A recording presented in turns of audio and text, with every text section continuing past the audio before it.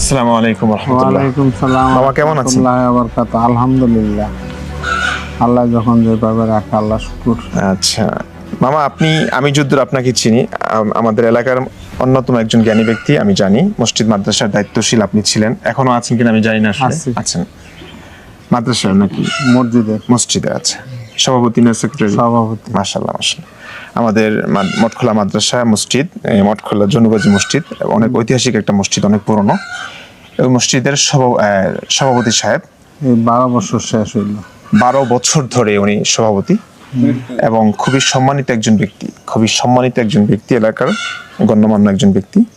আমরা আজকে আমাদের এলাকার সর্বপ্রথম ওনার কাছে আমরা এসেছি, আরো অনেকের কাছে হয়তো যাব। সর্বপ্রথম আমার পছন্দের হচ্ছে প্রথম তালিকায় আমার মামা, আমাকে তিনি ভাগিনা বলেই জানেন। তো আমি মামাকে কিছু প্রশ্ন করবো। মামা, এই প্রশ্নগুলো হচ্ছে একজন নাস্তিকের, যারা প্রতিনিয়ত আমাদের মুসলিমদেরকে, আলেমন আমাদেরকে এই প্রশ্নগুলো ছুড়ে দিচ্ছে, যেগুলো নিয়ে বিভ্রান্তি সৃষ্টি হচ্ছে। আমি জানি এই প্রশ্নগুলো আসলে একটু কঠিন হয়ে যাবে, খুব পেঁচালো হয়ে যাবে, তারপরেও আমি একজন নাস্তিকের মতোই পেঁচাবো আপনাকে। আপনি আপনার আইকিউ অনুযায়ী, উপস্থিত বুদ্ধি অনুযায়ী আপনি আমাকে এই প্রশ্নগুলো উত্তর দিবেন। বেশি করবো না। হ্যাঁ, জি জি জি। আচ্ছা মামা, গরম তো পড়ছে মনে হয় প্রচুর। আমাদের এই যে বাংলাদেশে মনে হয় অন্যরকম, এই বছরে প্রচুর গরম পড়ছে, সবচেয়ে বেশি। হ্যাঁ, 100 বছরের মধ্যে। আচ্ছা, এই গরমটা আসলে কি কারণে হয় আপনি কি জানেন?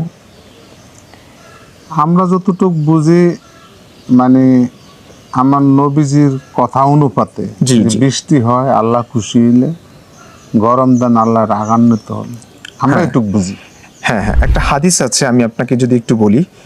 এই রাসূলুল্লাহ সাল্লাল্লাহু আলাইহি ওয়াসাল্লাম ইরশাদ করেছেন, জাহান্নাম তার রবের কাছে অভিযোগ করে বলে, হে রব, আমার এক অংশ অন্য অংশকে খেয়ে ফেলেছে। মহান আল্লাহ তখন তাকে দুটি নিঃশ্বাস ফেলার অনুমতি দেন, একটি নিঃশ্বাস শীতকালে আর একটি গ্রীষ্মকালে। কাজেই তোমরা গরমের তীব্রতা এবং শীতের তীব্রতা পেয়ে থাকো। হাদিসটা তো বুঝতে পেরেছেন? এই হাদিস অনুযায়ী, আল্লাহ রাসূলের ভাষ্য অনুযায়ী, এই আমরা যে গরমটা উপভোগ করছি কিংবা ভুগছি গরমে, এটা হচ্ছে জাহান্নামের একটা নিঃশ্বাস। আর এবং শীতকালে যে শীতটা অনুভব করি আমরা, কোন শীত, সেটা হচ্ছে জাহান্নামের আরেকটি নিঃশ্বাস। তো এই কারণে আমরা শীত এবং গরম অনুভব করি। এখন আপনার কাছে আমার প্রশ্ন, যে আমরা এখন বাংলাদেশে যে গরমটা অনুভব করছি, পৃথিবীর অন্য কোনো প্রান্তে অনেক দেশ এমনও আছে যেখানে প্রচন্ড শীত পড়ছে। শুধু এখন না, 12 মাসই সেখানে শীত পড়ে। প্রশ্ন হচ্ছে যে, হ্যাঁ, অ্যান্টার্কটিকাতে আছে প্রচন্ড 12 মাস শীত, প্রচন্ড শীত, মানে -°C থাকে। তো এখন সেই সমস্ত দেশে কি জাহান্নামের নিঃশ্বাস যায়নি? যায়। এর মধ্যে আল্লাহ পাক পৃথিবীটারে এমন ভাবে সৃষ্টি করেছেন যে কিছু অংশে এমন থাকবে, কিছু অংশে এমন থাকবে না, পৃথিবী টিকবে না। এমনটাও হতে পারে, কিন্তু আল্লাহ রাসূলের কথা অনুযায়ী তো এমনটা হওয়া উচিত ছিল যে যখন গরম তখন পুরো পৃথিবীতে গরম, কারণ জাহান্নাম নিঃশ্বাস ফেলছে এখন গরম, গ্রীষ্মকাল।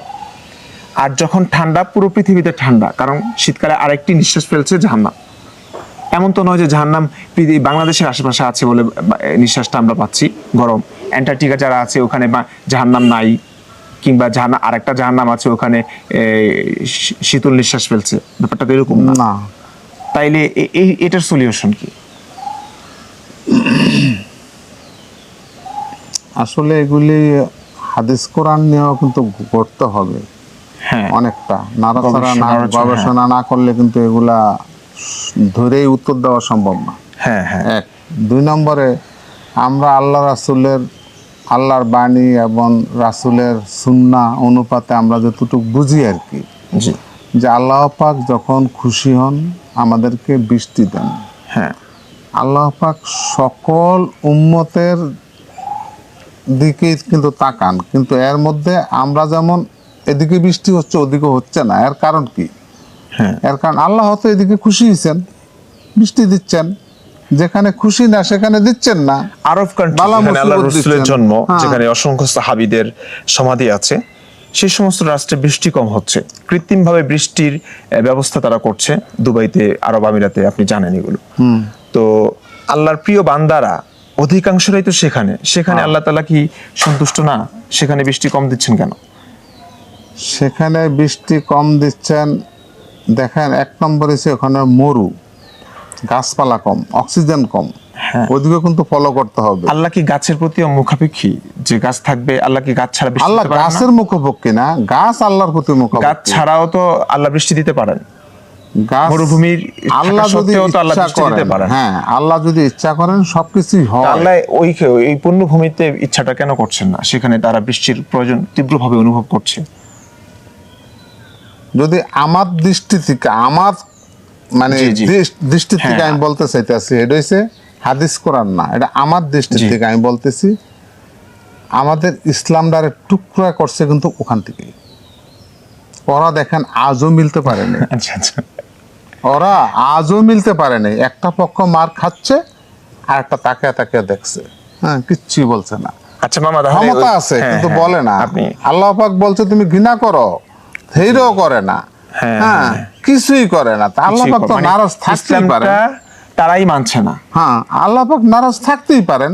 হ্যাঁ, আচ্ছা মামা, আমি যদি আপনাকে বলি যে যেখান থেকে ইসলামের উৎপত্তি, হ্যাঁ, যেখানকার মাটিতে রসুলের পদচারণা, হ্যাঁ, পদধূলি আছে, রসুলের স্মৃতি বিজড়িত বহু ঘটনা, কথা, ঐতিহাসিক অনেক কিছু সাক্ষী সেখানে।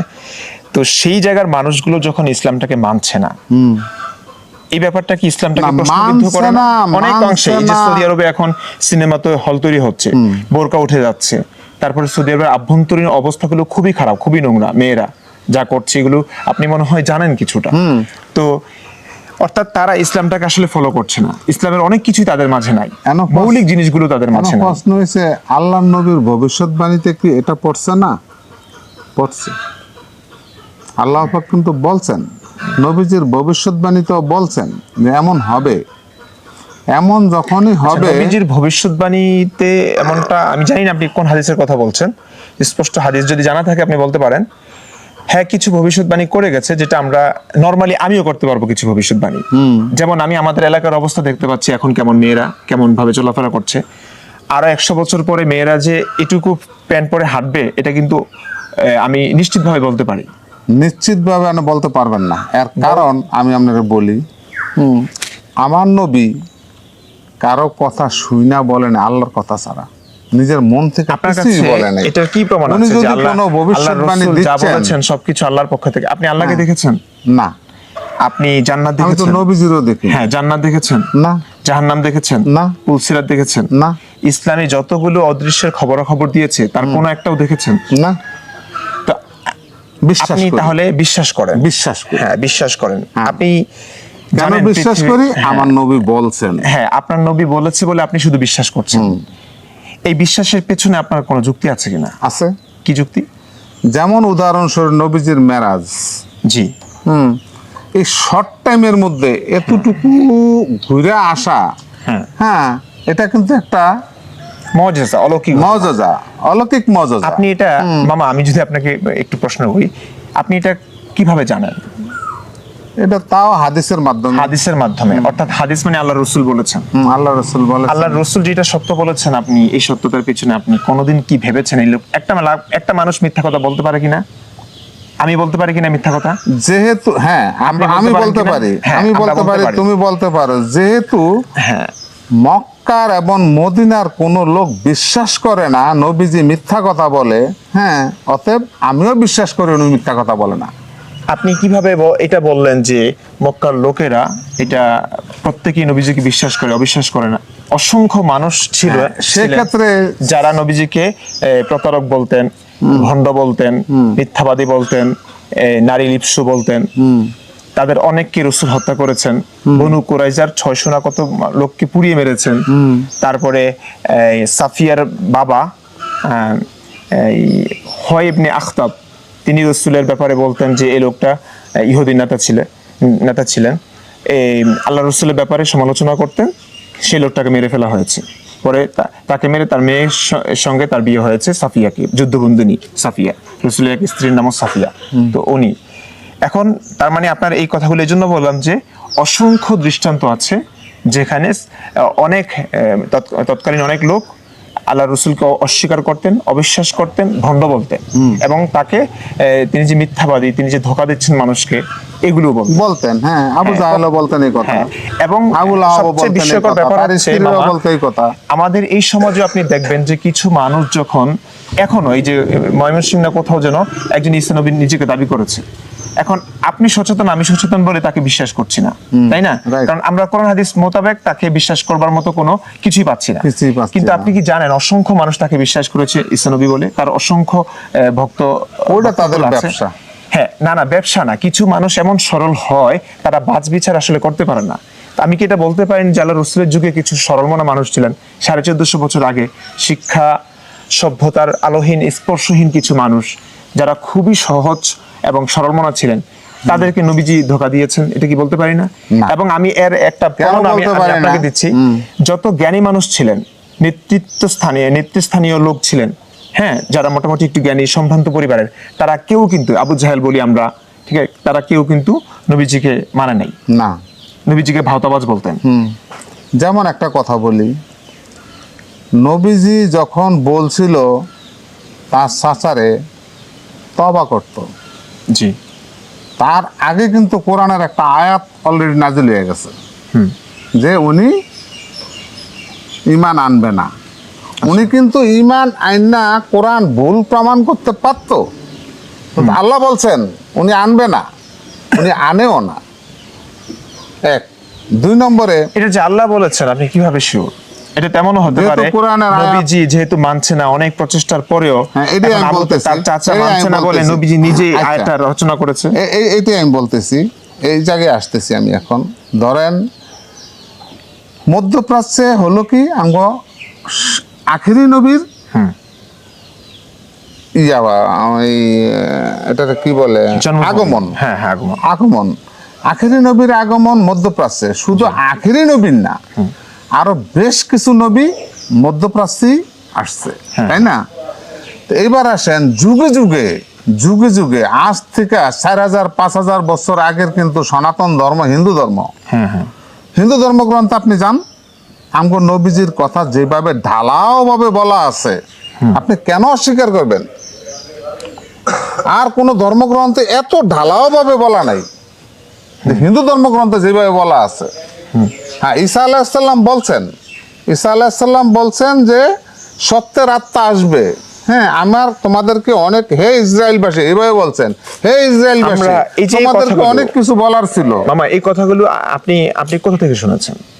ঈসা আলাইহিস সালামের কথা, মুসা আলাইহিস সালামের কথা, কিংবা যা বলছেন এখন সবকিছু তো শুনেছি আমরা মুহাম্মদ সাল্লাল্লাহু আলাইহি ওয়াসাল্লাম থেকে। মুহাম্মদ সাল্লাল্লাহু আলাইহি সাল্লাম থেকে আমরা কোরআন এবং, হ্যাঁ অবশ্যই, এগুলো তো মুহাম্মদ সাল্লাল্লাহু আলাইহি ওয়াসাল্লামেরই কথা, তাই না? কোরআন এবং হাদিস বলেন, কোরআন তো তার উপরে নাজিল হয়েছে। আমরা জিবরাইল আলাইহিস সালামকে দেখিনি যে জিবরাইল আলাইহিস সালাম প্রথম আসমান আরেকটা থেকে কথা আছে, আরেকটা 23 কথা বছরের আছে। ব্যবধানে আল্লাহর রাসূলের কাছে ওহী নিয়ে এসেছেন, আল্লাহর রাসূল কথা, তাকেও আমরা দেখিনি, কোন সাহাবীও তাকে দেখেনি, ঠিক আছে? আমরা আল্লাহকেও দেখিনি, কারে দেখেন নাই? জিবরাইল আলাইহিস সালাম। হ্যাঁ, তারা দেখেন তো নাই। এই কথাগুলো মুহাম্মদ সাল্লাল্লাহু আলাইহি ওয়াসাল্লামেরই কথা। এখন মুহাম্মদ সাল্লাল্লাহু আলাইহি ওয়াসাল্লাম কি আমাদেরকে আসলে মিথ্যা কথা বলেছেন না, নাকি সত্যই বলেছেন? সত্যই এটা আমরা বলেছেন। আপনি কিভাবে বিশ্বাস করবেন? আমি যদি আপনাকে একটা প্রশ্ন করি মামা, মানে অন্যদিকে চলে গেলে ভিডিও অনেক বড় হয়ে যাবে, আসলে তো আর শেষ হবে না। তা আমি আপনাকে যে প্রশ্ন করি, ওই সংক্ষেপে আপনি ওই প্রশ্নেরই উত্তর দেওয়ার চেষ্টা করবেন।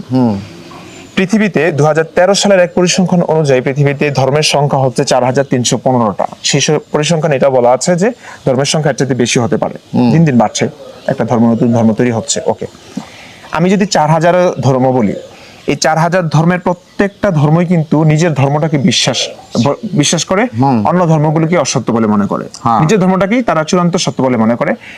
তাদের একজন সৃষ্টিকর্তা আছেন, উপাস্য আছেন, হ্যাঁ, তারা তার উপাসনা করেন।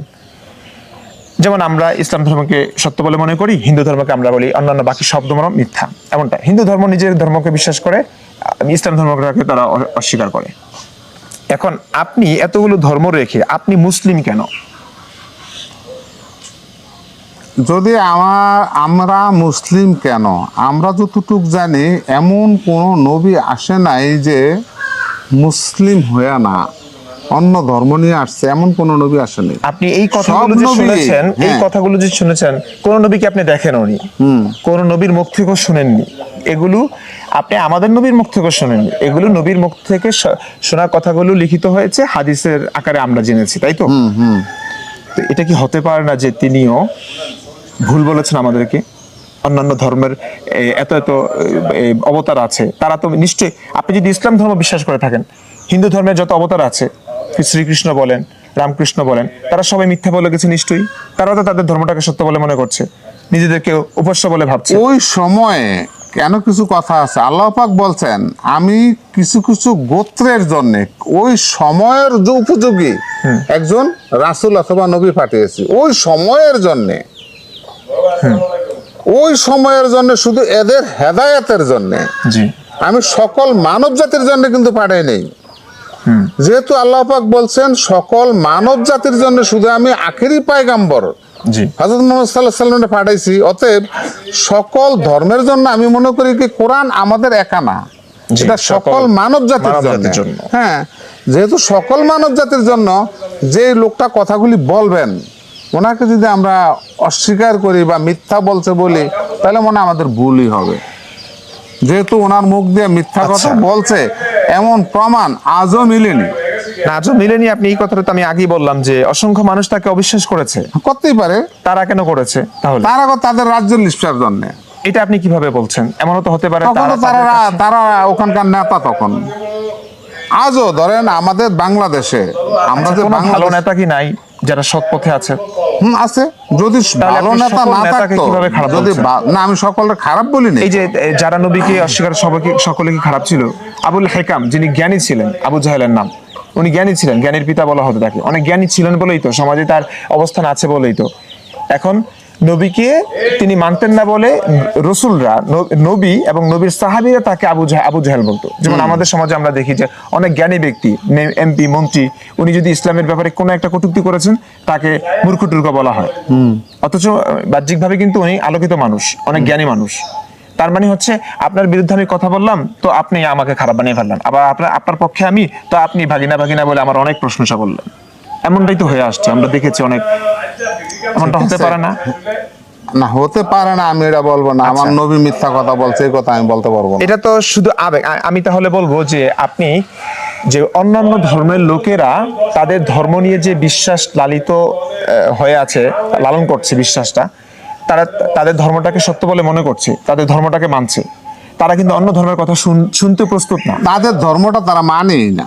আচ্ছা, যদি মানতো তাহলে বিশ্বাস তো করছে। ঘুরে ঘুরে আমাদের এখানে আসল আশা লাগতো। না না না, এক আল্লাহকে তারা মানতে হতো। এটা আপনি বলছেন হয়তো কিছু ইসলাম, মানে ডাক্তার জাকির নায়েক এরা বলেছে, এদের কিছু আলোচনা শুনে হয়তো বলছেন। বাকি সমস্ত ধর্মগুলো কিন্তু নিজের ধর্মটাকে পরিপূরক বলে মনে করে, নিজের ধর্মটাকেই সত্য বলে মনে করে। মানে একটা ধর্ম আরেকটার সঙ্গে কানেক্টেড না। আপনি হিন্দু ধর্ম যদি বিশ্বাস করে থাকেন, মুসলমানদের ধর্মের সঙ্গে পুরোপুরি সাংঘর্ষিক, মিলে না, আসলে বৈপরীত্যের সম্পর্ক। অল্প সাপে ব্যবধান, নেউলে না, অল্প না, অনেক ব্যবধান মামা, অনেক ব্যবধান আছে। তো ব্যবধানটা আমার দৃষ্টিতে যেটা, হ্যাঁ হ্যাঁ, আপনার দৃষ্টিতে এটা হতে একটা পারে রয়ের ব্যবধান। হ্যাঁ, ওরা বলে সবকিছুই ভগবান, আমরা বলি আচ্ছা, সবকিছুই আল্লাহ। যদি ধর্ম, আপনি কি আমাদের ধর্মটাকে যৌক্তিক ভাবে মানছেন নাকি অযৌক্তিক ভাবে? আপনি বলুন, ইসলামটাকে আপনি কি যৌক্তিক ভাবে মেনে নিয়েছেন? হ্যাঁ, যদি যৌক্তিক ভাবে মেনে, আমি আপনাকে একটা প্রশ্ন করি, 5 ওয়াক্ত নামাজের কথা কোরআনে নাই, এটা কি আপনি জানেন? না, আমি জানি না এটা। আচ্ছা, আপনি যদি আমার কথা যেটা নাই এটার তো রেফারেন্স দিতে পারবো না। নাকি নামাজের কথা 82 বার আছে, সালাত আদায়ের কথা, কিন্তু 5 ওয়াক্ত নামাজ পুরো মুসলিম বিশ্বে সবচেয়ে গুরুত্বের সঙ্গে আদায় করা হয়, তাই না? ইসলামে এটার গুরুত্ব কতটা অপরিসীম এটা কিন্তু বলাই বাহুল্য। আপনি জানেন, মানে ইসলামের 5টা স্তম্ভের মধ্যে 5 ওয়াক্ত নামাজই আছে, যেটা আমাদের প্রতিদিন পড়তে হয়। বাকিগুলো তো একটা ঈমান হচ্ছে, এই কালেমা হচ্ছে বিশ্বাসের ব্যাপার, আন্তরিক বিশ্বাস। বাকিগুলো সব বাৎসরিক কিংবা জীবন ব্যাপী। তো এই 5 ওয়াক্ত নামাজের কথা কোরআনে একবারও নাই, এটার সম্পর্কে আপনি কি বলবেন? দেখেন, কোরআনে যে অনেক কিছু তো কোরআনে নেই। হ্যাঁ, কোরআনে আমরা অনেক কিছু বলি, কিন্তু যে কোরআনে সবকিছু ফরজ না, সুন্নত আছে। হ্যাঁ, সুন্নত আছে, মুস্তাহাব আছে, অপশনাল বিষয় আছে। হ্যাঁ, যেহেতু কোরআনে বলা আছে নামাজ কায়েম করো, এখানে কিন্তু বলা নেই নামাজ পড়ো। কায়েম করো, কায়েম করো। নামাজ কায়েম করা কিভাবে, এটার ব্যাখ্যা হয়েছে আমার নবী, ব্যাখ্যাটা দিয়েছেন। আচ্ছা ঠিক আছে, আপনি এটা বলছেন 5 ওয়াক্ত নামাজ যেহেতু গুরুত্বপূর্ণ, 6 ওয়াক্ত না, 4 ওয়াক্ত না, এই সংখ্যাটা কোরআনের এত এত অসংখ্য আয়াতের মাঝে এটা একটা আয়াতও কেন উল্লেখ করা হলো না? তা আমি জানি না। আচ্ছা আচ্ছা, আমি আরেকটা প্রশ্ন করছি। আপনি যদি আলেম হতেন, হয়তো আলেমরা যেটা বলে থাকে যে হাদিসে তো আছে, কোরআন এবং হাদিস দুটো মিলেই তো পরিপূর্ণ হয়। এখানেও আমার একটা প্রশ্ন হচ্ছে মামা, যে এই কোরআনে 5 ওয়াক্ত নামাজ এত গুরুত্বপূর্ণ ইসলামের একটা বিধান সম্পর্কে একটা আয়াতেও উল্লেখ করা হলো না। সেই কোরআনে আবার এমন তুচ্ছ বিষয় আছে যেটা আসলে মানা যায় না, রসুলের ব্যক্তিগত বিষয়। যেমন রসুল একজন দাসীর সঙ্গে সহবাস করতেন, যুদ্ধবন্দিনী দাসীর সঙ্গে, আপনি জানেন এদের সঙ্গে সহবাস করা যায়, স্ত্রীদের মতো ব্যবহার করা যায়। এটা নিয়ে যদি অনেক আলোচনা সমালোচনা আছে, আমি সেদিকে যাচ্ছি না। তো রসুলের স্ত্রীগণ যে ছিলেন, এতজন স্ত্রী, স্বাভাবিকভাবে তাদের খারাপ লাগবে। আয়েশা রাদিয়াল্লাহু তাআলা আনহা ছিলেন একটু ছোট, তার অভিমান একটু বেশি ছিল, স্বাভাবিক। উম্মে হাফসা, ওমর রাদিয়াল্লাহু তাআলা আনহুর মেয়ে, তো এই দুইজন মিলে খুব রাগারাগি করতেন। তো একবার উম্মে হাফসার ঘরে, পালাদ্দিন উম্মের হাফসার ঘরে ওই দাসীর সঙ্গে তিনি সহবাসে লিপ্ত ছিলেন। উম্মে হাফসা এসে দেখলেন, তো তখন খুব রাগ করলেন। তো এটা নিয়ে অনেক মনোমালিন্য বিরাজ করছিল। পরে আল্লাহ রসুল কসম খেয়েছিলেন যে এই দাসীর সঙ্গে আর কখনো মিলিত হবেন না। এরপরে একটা আয়াত নাজিল হলো সূরাত, যে আল্লাহ তাআলা সেখানে বলছেন যে ইয়া আইয়ুহান নাবিয়্যু লিমা তুহাররিমু মা আহাল্লাল্লাহু লাক, হে নবী, আল্লাহ আপনার জন্য যা হালাল করেছেন আপনি তা হারাম কেন করছেন? অর্থাৎ আল্লাহ সুবহানাহু ওয়া তাআলা, যিনি মহাবিশ্বের সৃষ্টিকর্তা, মহাপরাক্রমশালী সত্তা, সেই সৃষ্টিকর্তা রসুলের সেক্সুয়াল লাইফের প্রতি অত্যন্ত যত্নবান ছিলেন।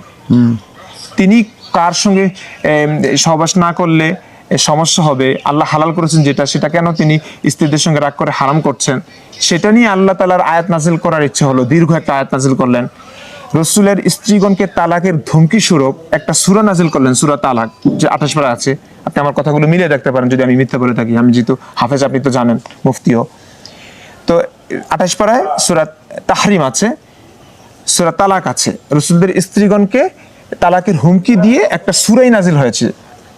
তো যে কোরআনে পিঁপড়ার কথা থাকতে পারে, পিপিলিকার কথা, মাকড়সার কথা থাকতে পারে, রসুলের স্ত্রীগণকে, যেটা একান্তই ব্যক্তিগত একটি ব্যাপার, তাদেরকে তালাকের হুমকি দিয়ে হুমকি স্বরূপ আয়াত নাজিল হতে পারে। যে কোরআনে রসুলের সেক্সুয়াল লাইফের প্রতি আল্লাহ এতটা যত্নবান হতে পারেন, সেই কোরআনে মুসলিম বিশ্বের সবচেয়ে গুরুত্বপূর্ণ বিধান নামাজের কথা, 5 ওয়াক্ত নামাজের কথা একটা আয়াত উল্লেখ থাকবে না। এটা কি ইসলামটাকে প্রশ্নবিদ্ধ করে না? প্রশ্নবিদ্ধ আমি বলতে না রাজি না। কি লেগা? যেহেতু আল্লাহ নবীর তো ব্যাখ্যা, যেহেতু কোরআনে আছে নামাজ কায়েম করো, কায়েম করো মানে কি বিস্তার করো। তাই তো? আমি বুঝতে পারছি, আপনি বিস্তার হ্যাঁ। কিভাবে করবেন, কত ওয়াক্ত দিয়ে করবেন, কত ওয়াক্ত সেটা আমার নবী বলে দিব। সেটা নবী হাদিসে বলতে হলো কেন, কোরআনে নাই কেন? সেটা কোরআনে এটা গুরুত্বপূর্ণ বিষয় ছিল না? কিন্তু অগুরুত্বপূর্ণ বিষয়গুলো স্থান পেলে, গুরুত্বপূর্ণ, সবচেয়ে গুরুত্বপূর্ণ বিষয়টা একটা জায়গায় স্থান পেল না কেন? সেটা আমি আচ্ছা। জানি না, কারণ আমি যেহেতু কোরআন নিয়ে এত আচ্ছা কাটাকাটি করি মামা, না। আপনাকে আরেকটা প্রশ্ন। ধরুন আমি আপনাকে বলছি আল্লাহ বলতে আসলে কেউ নাই। এইগুলো আমরা আল্লাহ, আখেরাত, জান্নাত, জাহান্নাম, পুলসিরাত, যত অদৃশ্যের খবরাখবর আমরা শুনেছি, সবই মুহাম্মদ সাল্লাল্লাহু আলাইহি ওয়াসাল্লামের কথা। এবং মুহাম্মদ সাল্লাল্লাহু আলাইহি ওয়াসাল্লাম এগুলো বলে নিজের আধিপত্য বিস্তার করেছে, নিজের উদ্দেশ্যে সফল হয়েছেন তিনি।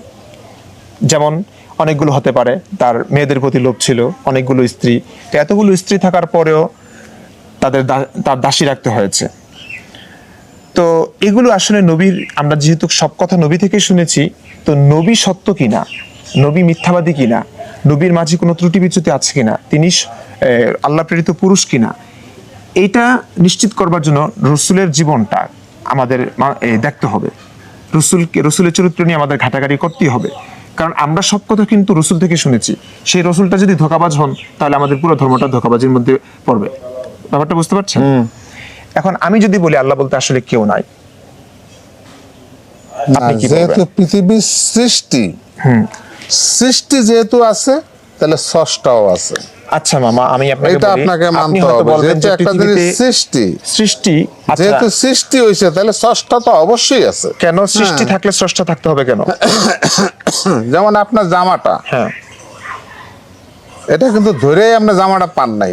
জি, এটা সুতা কোনো বানাইতে একজন, হইছে, ট্রেলার সুতা বানাইতে হইছে না, আগে সুতা বানাইতে হ্যাঁ, হইছে, হ্যাঁ, রং করতে রং হইছে, করতে হয়েছে। কাপড়টারে ঠিক করতে হইছে, তারপর টেইলারে আনছেন, কাটতে হইছে, তারপরে বানাইতে হইছে। আচ্ছা আচ্ছা হ্যাঁ, কে বানাইছে? খলিফায়। আচ্ছা হুম। জি জি আচ্ছা যেহেতু মামা, আমি আপনাকে সৃষ্টির তার মানে আপনি স্রষ্টা। বলছেন এই আমরা যা কিছু দেখছি সবকিছু যেহেতু সৃষ্টি, আর এটা এমনি এমনি আসেনি, এর পিছনে কোনো একজন সত্তার হাত আছে, তিনি এগুলোকে সৃষ্টি করেছেন, এটাই তো? অবশ্যই। তাহলে সেই তিনি, আচ্ছা আপনি বলুন তো, সৃষ্টি বড় নাকি স্রষ্টা বড়? সৃষ্টি বড় নাকি স্রষ্টা বড়? স্রষ্টা বড়। স্রষ্টা বড়। এই পুরো সৃষ্টি, মহাবিশ্বের সবকিছু, চাঁদ, সূর্য, গ্রহ, নক্ষত্র, কোটি কোটি কোটি গ্যালাক্সি, এই আকাশ বাতাস, যা কিছু আমরা দেখছি, গাছপালা, নদী নালা, সমুদ্র, এগুলো তো সৃষ্টি।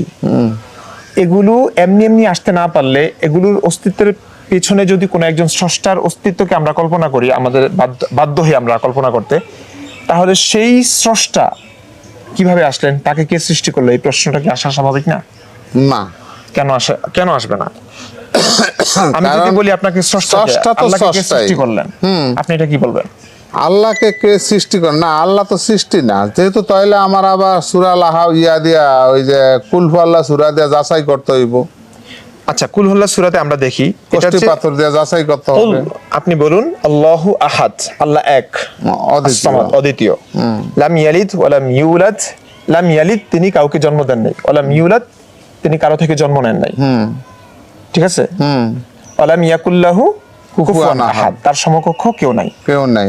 এখানে বড় কি আছে? এটা আমি যদি বলি আপনাকে, এটা রাসূল বলেছেন, কারণ মানুষ, হাজার হাজার মানুষ প্রশ্ন করবে আল্লাহকে কে বানিয়েছে, এই জন্য আল্লাহ তিনি বললেন যে আল্লাহকে কেউ জন্ম দেন নাই, আল্লাহ কারো থেকে জন্ম নেনও নাই। কিন্তু সেখানকার সর্বনা মানুষের হয়তো এই প্রশ্ন করবার সক্ষমতা ছিল না যে তিনি কাউকে জন্ম দেন নাই, কারো থেকে জন্ম নেন নাই, তিনি আসলেন কোথা থেকে, কিভাবে সৃষ্টি হলেন, তিনি কিভাবে আত্মপ্রকাশ করলেন? আমরা তাকে কেউ দেখছি না, কেউ দেখেনি এ পর্যন্ত, তার আসলে আওয়াজ শুনিনি। আল্লাহকে নিয়ে আমার মনে হয় আর কি, আল্লাহকে নিয়ে, স্রষ্টাকে নিয়ে আমগো তর্ক করাটাই ঠিক না। তর্ক আমরা করব না, কিন্তু তর্ক করতে আমরা যেহেতু বাধ্য হচ্ছি, স্রষ্টার- কারণ আমরা তাকে দেখিনি, তার আওয়াজও শুনিনি, তার কথা একজন মানুষ থেকে শুনেছি। হ্যাঁ, তিনি একজন আছেন না, কিনা? এটা বহু মানুষ বলছে। বহু মানুষ যেমন বলেছে। কোন কোন হাদিসে আছে 1,24,000, কোন হাদিসে আছে 2,24,000। আচ্ছা। কিন্তু প্রশ্ন হয়েছে, সবাই তো একই কথাই বলে গেছে, তাহলে আমার নবী বললে ভুল হইলো কোথায়? সবাই একই কথা বলেছে। আচ্ছা, অনেক মানুষ একটা কথা বললে সেটা কি সত্য হয়ে যায়? অনেক মানুষ না, একটা- যেহেতু হ্যাঁ। আমার নবীর হাদিসেও আছে, হ্যাঁ। নবীর কথায় আছে যে এই তোমরা কথাটা, যাচাই করতে 1 যাও না। লক্ষ, আপনি কিন্তু কোরআনে 25 জন নবীর বেশি একজন নবীর নামও আপনি জানবেন না, পাবেন না, না। আমার এই 25 যে এই জনেরও কথাটা, জানার দরকার 1 নাই, লক্ষ বা আমার সোয়া লক্ষ পয়গম্বরগণ যে বলেছেন, এটাও কিন্তু আমরা হাদিস থেকে শুনেছি, এটার সত্যতা কিন্তু আমাদের কাছে নাই, রসুলের কথা ছাড়া, বুঝতে হ্যাঁ, পারছেন? ঠিক আছে। আমি তো সেই রসুলকে মানতে পারছি না, না, আমি তো সেই রসুলকে বিশ্বাস করছি না, রসুলের কথাগুলো আমি ভাওতাবাজি বলে মনে করছি, মিথ্যা বলে মনে করছি। যে মানছে না সে তার ব্যাপার এটা, কিন্তু আচ্ছা, আমরা মানছি। কিন্তু আপনি আমাকে যুক্তি দিতে পারবেন? কোনটা? যুক্তি দিতে পারছেন না। না, যুক্তি তো আমি বললাম, আচ্ছা, যেহেতু আল্লাহ যদি এক কথা, আল্লাহ এমনি এমনি হয়েছেন, তাই তো? হ্যাঁ, আল্লাহকে কেউ সৃষ্টি করে নাই, না, আল্লাহ এমনি এমনি হয়েছে। আল্লাহ স্রষ্টা, আল্লাহ স্রষ্টা, আল্লাহ অর্থাৎ আল্লাহ এমনি এমনি নিরাকার, হয়েছে, হ্যাঁ। নিরাকার। আল্লাহ নিরাকার, আল্লাহ স্রষ্টা, আল্লাহর আল্লাহ, কোনো আকার আমি দিতে পারবো তার না। মানে আল্লাহ এমনি এমনি হয়েছেন, তা জানি না, এটাই তো বোঝা যাচ্ছে। তা জানি না। তিনি কারো থেকে জন্ম নেন নাই, কাউকে তিনি কাউকে দেনও জন্ম নাই। দেনও নাই, তার মানে কি তিনি এমনি এমনি হয়েছেন? সেটা আমি উত্তর দিতে পারবো না। এটার উত্তর আপনি না পেয়ে আপনি কিভাবে ইসলামটাকে, একজন মানুষের উপর বিশ্বাস করে সে আল্লাহকে বিশ্বাস করতে পারেন, আল্লাহর প্রত্যেকটা বিধান মানতে আপনি তার বাধ্য হবেন? প্রত্যেকটি কথা, আমার নবীর প্রত্যেকটি কথা এই পর্যন্ত যতগুলি যাচাই করা হয়েছে, একটা ফেল মারে নাই, বাস্তবে রূপান্তরিত হয়েছে। এটা তো আপনার দাবি, হ্যাঁ। কিন্তু আমি আমার দাবি না, এটা গবেষণা কোন, বিজ্ঞান বলেন, সবকিছু দিক দিয়া। আপনি হ্যাঁ। এই যে নাস্তিকরা যে অসংখ্য আয়াতের ভুল ধরছে, অসংখ্য হাদিসের ব্যাখ্যা বিশ্লেষণ নিয়ে ভুল ধরছে, একদম গাঁজাখড়ি মিথ্যা বলে তারা চোখে আঙ্গুল দিয়ে দেখে দিচ্ছে, এগুলো কিন্তু আপনি মনে হয় জানেন না, না, বলছে তারা। তারা তো আপনি যদি তারা না শুনে থাকেন কিংবা তাদের কথাগুলো যদি আপনি উড়িয়ে দেন, তাহলে সেটা আপনার একান্ত ব্যক্তিগত ব্যাপার। আমি আপনাকে বলি, একটা প্রশ্নের অ্যান্সার কয়েকটা হতে পারে। এই যে আপনাকে একটা প্রশ্ন করলাম। আমার যেটা সহি, যেটা রাইট আমার দিকে আসে, আমি সেটাই নেব। আচ্ছা মামা, এই যে কিন্তু আপনাকে- তারা কি করে, নাস্তিক যারা, তারা কি করে উল্টাটা নেয়, এটা নেয় না। উল্টাটা না। আপনি আচ্ছা আমাকে আপনি বলুন যে যেহেতু নাস্তিকদের প্রশ্নগুলি আমি আপনাকে করছি, এই যে গরমের তীব্রতা, যে জাহান্নামের নিঃশ্বাস, এখন আমাদের এই দেশে এখানে গরম, অ্যান্টার্কটিকা এখন প্রচন্ড শীত, তাহলে কিভাবে জাহান্নামের নিঃশ্বাসটা এক দেশে পড়লো আরেক দেশে পড়লো না? এটাও তো ভাওতাবাজি একটা মনে হচ্ছে। কারণ আল্লাহর রসুল 1450 বছর আগে এটা বুঝতে পারেন নাই যে আসলে পৃথিবীর মিডিয়ার যুগ ছিল না। তিনি আরবের ওপর পরিমাপ করে বলেছেন, কিয়াস করে বলেছেন যে আরবে যেহেতু এখন গরম এবং একটা সময় ঠান্ডা থাকে, তো এই দুইটা ঋতু তিনি মনে করেছেন, না, না, মানুষগুলোকে না, তিনি না। উত্তর দিয়েছেন। তিনি আরো শীত প্রধান দেশের কথা জানতেনও না, বলতেন নইলে অন্যভাবে বলতেন। যদি আল্লাহ কথাটা মিলছে রসুল না, যদি পেটের জবাব এগুলি তো- জানতো না, হ্যাঁ, এই কথাটা বলা ভুল। কারণ উনি কিন্তু অনেক কিছু বলছেন যেগুলি দেখেও নাই, হ্যাঁ, কিন্তু আজ এগুলি প্রমাণ হইতেছে। কেমন? আপনি একটা কথা বলেন দেখি। যেমন উদাহরণস্বরূপ বলি, আমার নবী বলছেন পানি চক্রের কথা, যেটা আমরা জানছি কিছুদিন আগে। নবী বলছেন 1400 বছর আপনি আগে। কি জানেন গ্রিক দার্শনিকরা এগুলো অনেক আগে বলে গেছেন? হ্যাঁ, গ্রিক দার্শনিকরা রবির 1450 বছর আগের নবী, কিন্তু এর বহু হাজার হাজার বছর গ্রিক দার্শনিকরা এগুলো ব্যাখ্যা করে গেছেন। আমি তো বলতে পারি নাস্তিকরা বলছে যে সেই দার্শনিকদের কথাগুলো নবীর কানে গেছে, নবী এইভাবে বলেছে, যেগুলো সত্য হয়েছে ওইভাবে হয়েছে। আচ্ছা, গ্রিক দার্শনিকরা যেগুলি বলছে তাদের তো সব সত্য না। হ্যাঁ, সব সত্য না, ঠিক আছে, কিন্তু নবীর আমার নবী তো সব সত্য। না, কই এই যে এটাও তো সত্য না। যেগুলি ওরা বলে নাই সেগুলি তো আমার নবী বলছে। যেমন পৃথিবী, হ্যাঁ, পৃথিবী গোলাকার, সবার সমান্তরাল গোলাকার, কিন্তু আমার নবী বলছে গোত্তলাকার। কি গোত্তলাকার, গোলও না। হ্যাঁ, হ্যাঁ, এটা গোলও না। গোল হলে তো সব দিকে সমান, কিন্তু এটা গোত্তলাকার, মানে একটা ডিমের মতন। হ্যাঁ। হ্যাঁ, আমি কিছু ধারণা করে কথা বললাম, যেগুলো একটা সময় 100 বছর পরে গিয়ে ফলে গেল, সত্য হয়ে গেল। এই কারণে আমি নিজেকে নবী দাবি করবো তা না। হ্যাঁ, আমার 10টার জায়গায় একটা তো ভুল হইব, আমার এইটাও কথা তো হয় হচ্ছে না। নবীর একটা ব্যাপার যদি ভুল প্রমাণিত হয় তাহলে কিন্তু নবী নবী না। হ্যাঁ, এটা তো আপনি একমত? রাইট। আচ্ছা, আপনি বলেন আরবের মাটির নিচে কি ছিল? মাটির নিচে কি আছে? তেলের খনি। তেলের খনি। আল্লাহর স্বর্ণের রাসূল যদি খনি। তিনি আল্লাহর পক্ষ থেকে প্রেরিত পুরুষ হন, আল্লাহ রাসূল যখন জিহাদ করেছেন তখন কত তেলের প্রয়োজন ছিল, হ্যাঁ, কত অর্থের প্রয়োজন ছিল, সাধারণ মানুষ থেকে নিয়েছেন, হ্যাঁ, চাঁদা তুলে জিহাদের নাম করে নিয়েছেন। আল্লাহ রসুলের পায়ের নিচে যে তেলের খনি, কোটি কোটি টাকার সম্পদ, এটা আল্লাহ রসুল জানতেন না। এটা ওই আমেরিকা এসে তারপরে তারা গবেষণা করলো, তারা পেল। কেন? আল্লাহ রসুল যদি নবী হন, আল্লাহ কি জিব্রাইল আলাইহিস সালামের মাধ্যমে এত কিছু জানাতে পারলেন, তো এটা জানাতে পারলেন না যে তোমার পায়ের নিচে এত কোটি কোটি টাকার সম্পদ আছে? এটার জবাবটা আমি যেটা বলতে পারি আর কি, আমার নিজের থিওরি। এটা আমি কারোটা বলতেছি না, আমারটা এটা হচ্ছে আরবের লোকেদের হয়তোবা ওই ধরনের ব্রেন হয় নাই যেটা খুঁজে বের করবো। 1 2 নম্বরে ব্রেন হয় নাই, নবীজির কথা বলতেছি। ব্রেন হয় নাই বলতে তাদের ব্রেন তো আল্লাহর সঙ্গে কানেক্টেড। নবীজি তো তার নিজ থেকে কিছুই বলেন নাই।